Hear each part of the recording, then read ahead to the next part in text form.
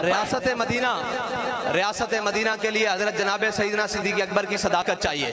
अगर रियासत मदीना बनानी है तो फिर हज़रत उमर की अदालत चाहिए।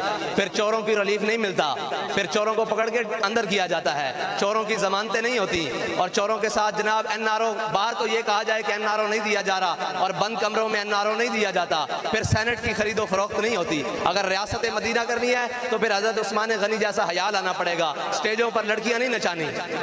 और अगर रियासत मदीना बनानी है तो फिर मौला अली जैसी शुजात लानी पड़ेगी कि जब आपको मोदी पुकार रहा हो कि ये देखो मैं कश्मीर पर कब्जा कर रहा हूं, और आप रोड पर खड़े होकर कहें कि जनाब आधा घंटा एहतजाज कर लिया जाए। नहीं, जब कोई दुश्मन पुकारे तो फिर मौला अली को जब मरहब ने खैबर के किले में पुकारा कि मेरा नाम मरहब है और लोग अरब वाले मुझे जानते हैं, मैं बड़ा बहादुर हूँ और बड़ा दिलेर हूँ, तो मौला अली ने यह नहीं कहा कि बाहर निकल कर हम एहतजाज करते हैं। मौला अली ने फरमाया अगर तेरा नाम मरहब है ना तो अनल्लज़ी उम्मी सम्मतनी उम्मी हैदरा, फरमाया मेरी माँ ने मेरा नाम हैदर रखा है।